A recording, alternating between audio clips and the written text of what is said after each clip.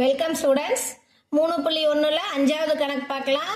2 x-ன் அடுக்கு 4 மைனஸ் 8 x-ன் அடுக்கு 3 பிளஸ் 6 x-ன் அடுக்கு 2 மைனஸ் 3 ஈக்குவல் டு 0 என்னும் சமன்பாட்டின் மூலங்களின் வர்க்கங்களின் கூடுதலை காண்க அப்படின்னு கொடுத்துருக்காங்க. வாங்க பார்க்கலாம்.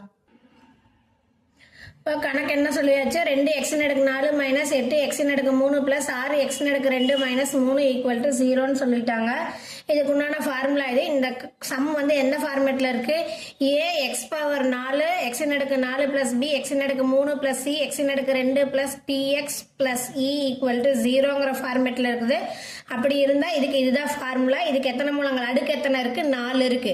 அடுக்கு எத்தனை இருக்கோ அத்தனை மூலங்கள் நமக்கு வரும். இங்க அடுக்கு 4 இருக்கறனால 4 மூலங்கள் வரும். என்னென்ன வரும்னா ஆல்பா, பீட்டா, காமா, டெல்டா அப்படின்னு 4 மூலங்கள் வரும். சரிங்களா? இப்போ 4 மூலங்கள்ல நம்ம ஆல்பா, பீட்டா, காமா, டெல்டான்னு எடுத்துக்கிட்டோம். இப்போ மூலங்கள் கண்டுபிடிக்கிறதுக்கு ஃபார்முலா என்ன? Minus B by A. இங்கே alpha beta plus beta gamma plus gamma delta plus delta alpha plus delta beta plus delta alpha gamma equal to 3 by n formula. Alpha beta gamma plus alpha beta delta plus alpha gamma delta plus beta gamma delta equal to minus d by a. Alpha beta gamma delta equal to e by n formula நமக்கு தெரியும். கணக்கு என்ன கொடுத்திருக்காங்க? வர்க்கங்களின் கூடுதல் அப்படின்னு கொடுத்திருக்காங்க. வர்க்கங்களின் கூடுதல் அப்படின்னா இதோட ஸ்கொயர் கேட்கறாங்க. அப்போ என்ன எழுதணும்? வர்க்கங்களின் கூடுதல் அப்படிங்கறதுனால இப்ப நம்ம என்ன எழுதுறோம்? நாம ஃபர்ஸ்ட் 4 மூலங்களை என்னன்னு எடுத்துக்கிட்டோம். இங்க எழுதிக்கோங்க. மூலங்கள்ல நம்ம என்னன்னு எடுத்திருக்கோம்? ஆல்பா, பீட்டா, காமா, டெல்டா அப்படின்னு எடுத்திருக்கோம். சரிங்களா? இப்ப வர்க்கங்களின் கூடுதல் கண்டுபிடிக்கணும். ஃபர்ஸ்ட் மைனஸ் பி பை ஏ. இங்க ஏவோட மதிப்பு என்ன? ஏவோட மதிப்பு எக்ஸின் அடுக்கு 4ஓட கெழு 2, பியோட மதிப்பு எக்ஸ் கியூபோட கெழு மைனஸ் 8, சியோட மதிப்பு என்ன? எக்ஸ் ஸ்கொயரோட கெழு 6, டியோட மதிப்பு என்ன? எதுவுமே இல்லை, அதனால 0, இயோட மதிப்பு என்ன? மாறிலி உறுப்பு மைனஸ் 3. இப்ப மைனஸ் பி பை ஏ கண்டுபிடிக்கணும். மைனஸ் பி பை ஏன்னா பியோட மதிப்பு என்ன? ஏற்கனவே ஃபார்முலால ஒரு மைனஸ், இங்க ஒரு மைனஸ் 8 பை 2. அப்போ மைனஸ் இன்டு மைனஸ் பிளஸ் 8 கீழ் 2ன்னு வரும். மதிப்பு என்ன? 4ன்னு வரும். இங்க சி பை ஏ. சியோட மதிப்பு என்ன? 6, ஏயோட மதிப்பு என்ன? 2. அப்போ 2ஆல் அடிச்சோம்னா 3 6 3ன்னு வரும். மைனஸ் டி பை ஏ. அப்போ என்ன வரும்? இங்க 0 தான். ஏன்னா டியோட மதிப்பு 0, ஏவோட மதிப்பு 2. அப்ப வகுத்தோம்னா 0 தான். அடுத்தது ஆல்பா, பீட்டா, காமா, டெல்டா. ஈயோட மதிப்பு என்ன? மைனஸ் 3, ஏவோட மதிப்பு 2. அப்போ மைனஸ் 3 கீழ் 2ன்னு வரும். நமக்கு வந்து இந்த ஃபார்முலால இது ரெண்டும் நமக்கு தேவைப்படாது. இது ரெண்டும் தான் நம்ம எடுத்துக்குவோம். அது ஏன் கீழே நான் சொல்றேன் பாருங்க.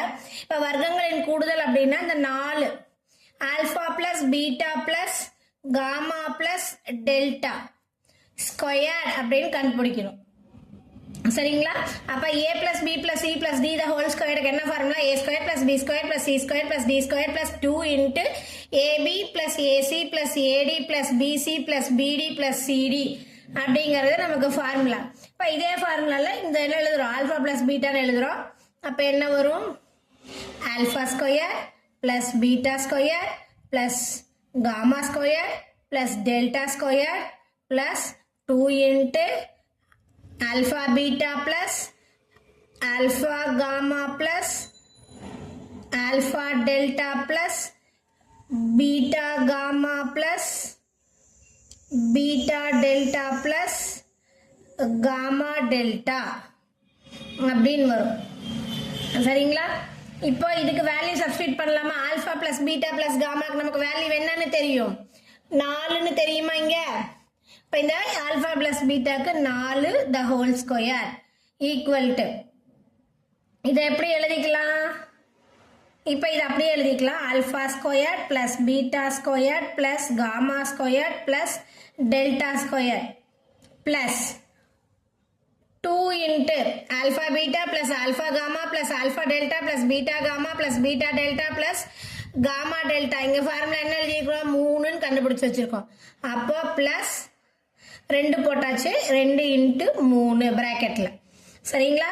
இப்ப 4 ஸ்கொயர் பண்ணா 4 4 16 equal to alpha square plus beta square plus gamma square plus delta square. சரி, இங்கே ஸ்கொயர் இங்கே வரணும். ப்ளஸ் 2 3 6. ஓகேங்களா? இப்போ இந்த 6 இந்த பக்கம் கொண்டு வரலாம். இடது பக்கம் இருக்கிறார், வலது பக்கம் வந்துச்சுன்னா 16 minus 6 equal to alpha square plus beta square plus gamma square plus delta square. இப்போ 16ல் 6 போச்சுன்னா 10 equal to alpha square plus beta square plus gamma square plus delta square. இப்போ நமக்கு என்ன கிடைச்சிருச்சு? 10 அப்படிங்கிறது கிடைச்சிருச்சு. இதுதான் நம்ம கண்டுபிடிக்க வேண்டிய வர்க்கங்களின் கூடுதல். சரிங்களா? உங்களுக்கு வேணும்னா தேர்ஃபோர் வர்க்கங்களின் கூடுதல் எழுதி 10ன்னு எழுதினாலும் சரியே. கணக்கு அவ்வளோதான்.